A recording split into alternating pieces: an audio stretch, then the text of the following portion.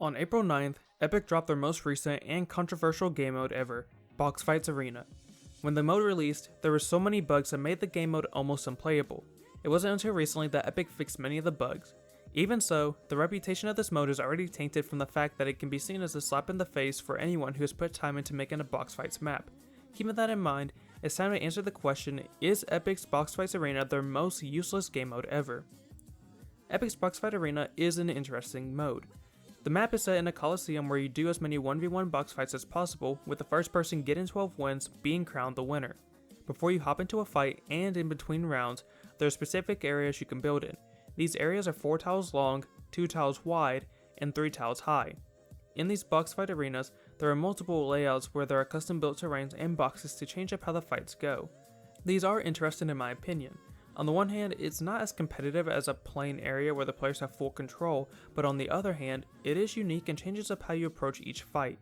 It means players have to think a bit more about their positioning in relation to the unbreakable areas and could be used in instances to make interesting plays. In terms of the loot pool, you get about 3 set loadouts from my testing. You either get the Havoc Iron Pump or Standard Pump for your shotgun, the regular or Striker AR with the Flex, Stinger, or Surgefire SMG for follow-ups, and lastly, you get pizza and minis for your heals. You also are only given 500 wood builds, which is pretty standard for any box fight mode. Each round only lasts for 40 seconds before overtime is enabled. This is to keep the rounds from going on too long if 2 people of equal skill stall out and can't get an advantage over the other. When overtime is enabled, no one can build anymore. All of the builds can be edited by anyone at this point. During this time, your health ticks down 5 per second. This is another measure added to ensure fights don't last too long. I will say in higher skilled matchmaking, this can lead to one person hitting someone for whites and then hiding in a bunch of builds to win heal off since each player only gets 1 pizza. Overall though, I do like how the matches tend to play out and maybe a couple tweaks can make this a decent game mode with a lot of potential. Although there is potential with this game mode, the player count has dropped significantly from its launch. Why is that? I think there are 2 factors to think about. First, when the game mode launched on April 9th, it was full of bugs. It was pretty much unplayable. People were having broken matches where the games wouldn't start. For controller players, the game mode was completely unplayable as depending on your binds, it would conflict with the binds to open the map for example. There were so many issues that affected people's first impressions of the game mode. Luckily, Epic has fixed many of these issues, but the damage has been done. Epic currently believes that shipping a product at 80% will be fine as they can update it later. I feel as though bugs where you couldn't even play the mode and it being unplayable for controller players keeps the mode from even being at 80%. I think the game mode should at least be playable at launch.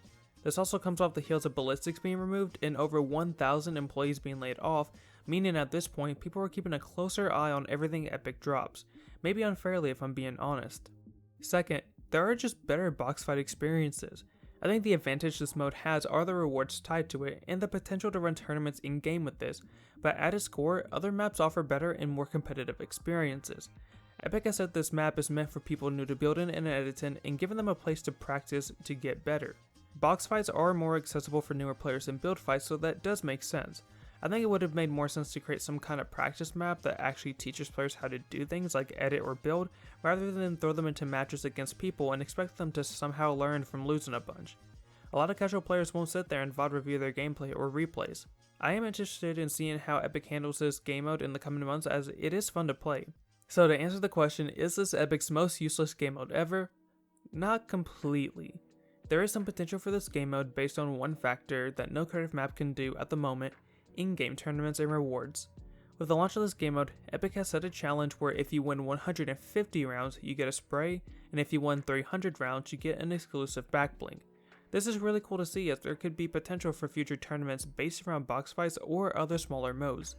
Imagine a realistic or Zone Wars game mode where you can win rewards or tournaments. I can't wait to see what Epic does with this game mode as I don't know off the top of my head what more can be done to keep the mode interesting, but I'm sure Epic will figure out some way to bring some changes to the mode that will keep people playing.